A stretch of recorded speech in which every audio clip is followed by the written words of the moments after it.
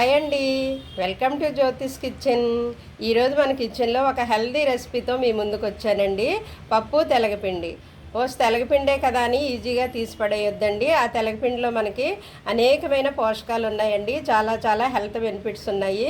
మరి పూర్వం రోజుల్లో మన అమ్మమ్మలు చాలాసార్లు ఎంతో ఇష్టంగా పిల్లలకి చేసి పెట్టేవారు. ఇది హెల్దీ ఐటెం అనేసి. మరి ఈ మధ్య కాలంలో చాలామంది దీన్ని పక్కన పెట్టేశారు, వండుకోవట్లేదు. అయితే దీంట్లో ఉండే పోషకాల వివరాలు, కర్రీ తయారీ విధానం చూసేద్దాం. ఇదిగోండి, పప్పు తెలగపిండి వండడం కోసం నేను తీసుకున్న పదార్థాలు. పప్పు ఒక కప్పుడు తీసుకున్నానండి. అలాగే తెలగపిండి కూడా రెండు ఈక్వల్గా తీసుకున్నాను. ఎందుకంటే తెలగపిండిలో కూడా మనకి మంచి పోషకాలు ఉంటాయండి, ఫైబర్ ఉంటుంది. సో మనము పప్పు ఎక్కువ తెలగపిండి తక్కువ కాకుండా రెండు ఈక్వల్గా వేసుకుంటే దాని యొక్క బెనిఫిట్స్ మనకు వస్తాయండి. ఇది మామూలుగా నేను కడిగేసి కుక్కర్లో అడుగును పప్పు పెట్టి పైన బియ్యం పెడతాను కదండి. ఇప్పుడు అలా కాకుండా అడుగును బియ్యం పెట్టి పైన పప్పు పెడతాను అనమాట. ఎందుకంటే పప్పు దీనికి బద్దలుగా ఉడకాలండి, మరీ మెత్తగా ఉడికిపోకూడదు, మరీ స్మాష్ అయిపోయేలాగా మెత్తగా ఉడికిపోకూడదు అనమాట. పప్పు బద్దలుగా ఉండాలి. సో నేను అడుగును రైస్ పెట్టేసి పైనేమో పప్పు పెడతాను, చూపిస్తాను. ఇదిగోండి, నేను బ్రౌన్ రైస్ కడిగి పెట్టుకున్నాను అనమాట. మొన్న కుక్కర్లో నిమ్మకాయ తొక్కలు వేసి కడిగాను కదండి, తెల్లగా వచ్చింది, అడుగునంతా గారిపోయింది. ఓకే, ఇప్పుడు నేను రైస్ అడుగును పెడుతున్నానండి. రైస్ అడుగును పెట్టేసి మూత పెట్టాలి, కంపల్సరీ మూత పెట్టాలి, లేదంటే సరిగా ఉడకదనమాట. ఆ తర్వాత పైన పప్పు పెట్టేస్తున్నాను. తర్వాత దీనికి కూడా మూత పెట్టేయాలి మనం. ఇప్పుడు కుక్కర్ మూత పెట్టేసి లిడ్ పెట్టేయడమే అనమాట. పైన ఇలా లిడ్ పెట్టేసి అప్పుడు మనం గ్యాస్ అంటిస్తే గ్యాస్ మనకి కలిసి వస్తుందండి. ఇది మామూలుగానే 3 విజిల్స్ వస్తే ఉడికిపోతుంది. ఆ తర్వాత బద్దలుగా ఉన్న పప్పులో మనం తెలగపిండి వేసి ఉడికాక తాలింపు చేద్దాం. ఇదిగోండి, పప్పు కుక్కర్లోది తీసి నేను వేరే గిన్నెలో ట్రాన్స్ఫర్ చేస్తున్నాను. అయితే దీంట్లోకి మనం ఇంకొంచెం వాటర్ వేసుకోవాలండి, ఎందుకంటే తెలగపిండి ఇందులో ఉడకాలి. ఇప్పుడు పప్పు ఉడికిపోయినా కానీ ఇందులోనే మనం తెలగపిండి ఉడకబెట్టాలన్నమాట. సో నేను మరలా ఒక గ్లాసుడు వాటర్ వేసానండి. గ్లాసుడు వాటర్ వేసిన తర్వాత ఇందులో మనం ఏమైతే వేస్తామో అవన్నీ వేసేయాలి ఇప్పుడే.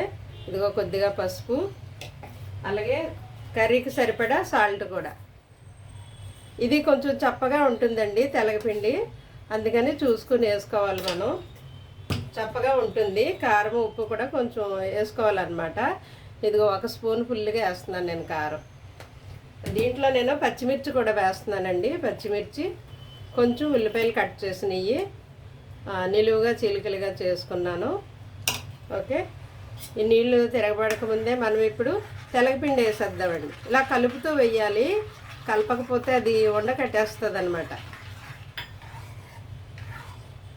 ఇలా కలుపుతూ తెలగపిండి వేసాక ఉడకనివ్వాలండి. ఈ ఉల్లిపాయలు, పచ్చిమిర్చి, ఇంకా తెలగపిండి పప్పులో బాగా ఉడుకుతుంది. ఇది బాగా ఉడికి దగ్గరికి అయిపోతుందండి. తెలగపిండి ఉడికేసరికి మన మధ్యలో కలుపుకుంటూ ఉండాలి, మాడిపోకుండా ఇలా కలుపుతూ ఉండాలి. అది ఉడికేటప్పుడు మధ్యలో ఇలా కలపండి. అది ఇంకా దగ్గరికి అయిపోవాలన్నమాట, పొడిగాను. అప్పుడు మనం తాలింపు చేస్తాము. 1 స్పూన్ ఫుల్గా వేస్తాను నేను కారం, ఎందుకంటే తెలగపిండి కొంచెం చప్పగా ఉంటుంది, అంటే తీయగా ఉంటుంది, తీపిదనం వస్తుంది. అందువల్ల కొంచెం కారం వేసుకోవచ్చు. ఎండుమిర్చి కూడా 4-5 వేద్దాం. పచ్చిమిర్చి కూడా నేను 6 పచ్చిమిర్చి వేసాను. ఇవి చిన్నవి, అందువల్ల 6 వేసాను. పెద్దవి అయితే 3-4 వేసుకుంటే సరిపోతుంది. ఇది కొంచెం దగ్గరికి ఉడకాలన్నమాట. పొడిగా ఎగిరిపోయే వరకు వాటర్ ఉడకనిచ్చి తర్వాత తాలింపు చేయాలి. ఇప్పుడు మనం తాలింపుకి కావాల్సినవన్నీ రెడీ పెట్టుకుందామండి. వెల్లుల్లి గుండెలాగా ఒలిసి వేస్తే బాగుంటుంది ఇందులోకి. అవన్నీ ఒలిసి మీకు చూపిస్తాను, నేను ఇప్పుడు ఒలుస్తాను. ఇదిగోండి, ఇలా దగ్గరికి ఉడుకుతుంది అన్నమాట. అప్పుడు మనము మధ్యలో ఇలా కలుపుతూ ఉండాలి, మాడిపోకుండా. ఇంకా దగ్గరికి రావాలి. ఇది ఇంకా పొడిగా గుడ్డుకూరలాగా దగ్గరికి వచ్చేస్తుంది అనమాట. అప్పటి వరకు మనం ఉడకనివ్వాలి, కలుపుతూ ఉండాలి. ఉడికిపోయాక మనం తాలింపు చేయాలి.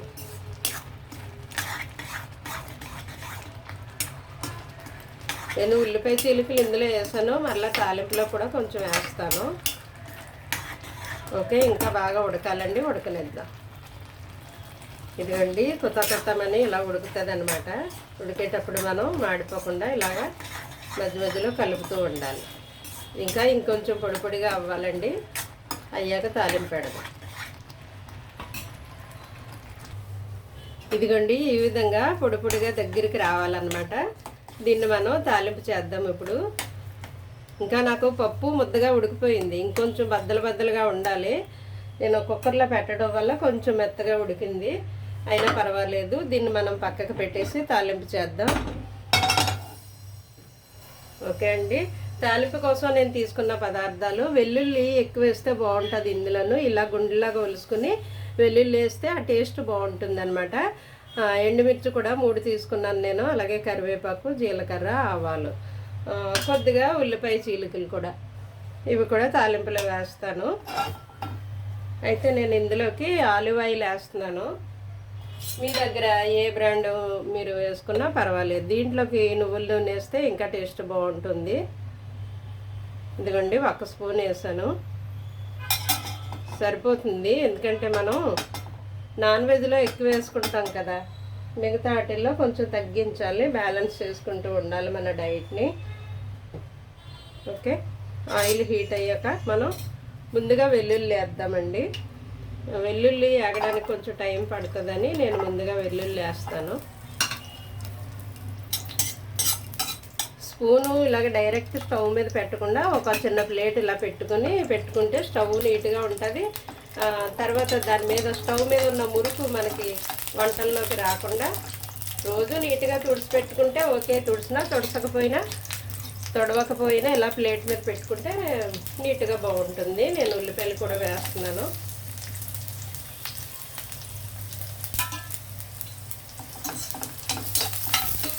ఇది కొంచెం వేగిన తర్వాత మనం మిగతావన్నీ వేసేద్దాం.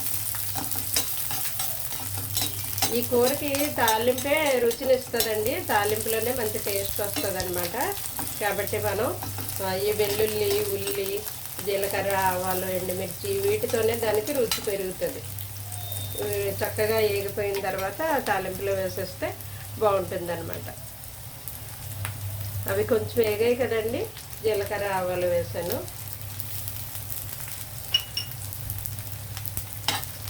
ఇవి కొంచెం వేగాయి కదా, ఇప్పుడు మనం ఎండుమిర్చి, కరివేపాకు వేసాం.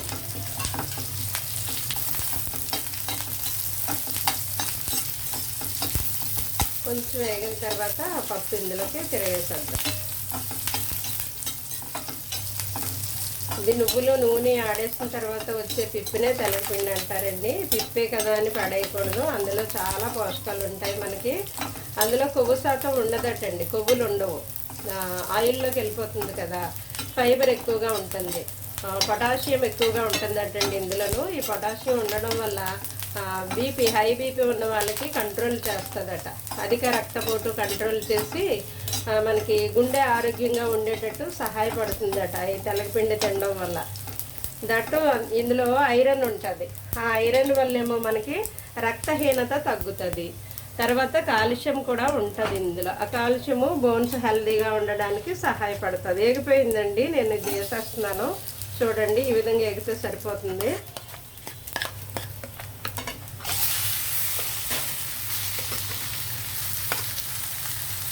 కాల్షియం ఎక్కువ ఉండడం వల్ల బోన్స్ స్ట్రెంతీగా ఉంటాయి. ఐరన్ ఉండడం వల్ల రక్తహీనత తగ్గుతుంది. పొటాషియం ఉండడం వల్ల గుండెకి మేలు చేస్తుంది. ఫైబర్ ఉండడం వల్ల మనకు జీర్ణక్రియ బాగా జరగడానికి ఇది సహాయపడుతుందట. ఇలా చెప్పుకుంటూ పోతే చాలా చాలా ఉపయోగాలు ఉన్నాయండి తెల్లపిండి వల్ల. ఇది మన పూర్వీకులు పూర్వం నుండి వంటల్లో వాడుతున్నారు, బాలింతలకు పెడతారు, పేషెంట్లకు పెడతారు, అందరూ తినొచ్చు. పిల్లలు, పెద్దలు, ముసలివారు, ఏ వయసు వారైనా తినొచ్చండి. ఇందులో హాని కలిగించే కొవ్వులేమీ ఉండవట. సో అప్పుడప్పుడు మనం ఇలాగా తెల్లపిండితో కూడా మంచి మంచి వెరైటీస్ చేసుకోవచ్చండి. పప్పు తెల్లపిండి, తర్వాత ములంకూర తెల్లపిండి, బీరకాయ తెల్లపిండి, పొట్లకాయ తెల్లపిండి, ఆనపకాయ తెల్లపిండి, అలాగా ఎండ్రాయిలు తెల్లపిండి, అనేక రకాలు మనం వండుకోవచ్చు తెల్లపిండితోటి. ఈ పప్పు కొంచెం మెత్తగా ఉడికింది, ఇంకొంచెం బద్దల్లా ఉంటే బాగుంటుంది. అయినప్పటికీ ఇందులో టేస్ట్లో ఏమీ మార్పు ఉండదు, కాకపోతే మనకి కళ్ళకు చూడడానికి అలా బాగుంటుంది అంతే. ఇది టేస్ట్ బాగుంటుంది. ఓకే అండి, దీన్ని మనం ఇప్పుడు డిష్ అవుట్ చేద్దాం. అయిపోయింది, డిష్ అవుట్ చేద్దాం. ఇదిగోండి ఫైనల్గా వేడివేడిగా మనం పప్పు తెలగపిండి రెడీ అయిపోయిందండి. ఇది మనం ఇప్పటి నుండి చేయడం కాదు కదా, పూర్వం నుండి మన అమ్మలో అమ్మమ్మలో అందరూ చేసేదే ఇది. మరి పేషెంట్లు బాలింతలో ఎవరైనా తినొచ్చండి. ఇందులో ఐరన్, కాల్షియము, మెగ్నీషియం, పొటాషియము, పీచు పదార్థము మొదలగు అన్నీ ఉంటాయని మనము వంట చేస్తూ మాట్లాడుకున్నాం కదండి. ఓకే అండి, తెలగపిండిని కూడా మన ఫుడ్లో ఇంక్లూడ్ చేసుకుందాం. ఆ రుచిని మనము ఎంజాయ్ చేద్దాం, పిల్లలకు కూడా అలవాటు చేద్దాం, ఆరోగ్యంగా ఉందాం. Thank you.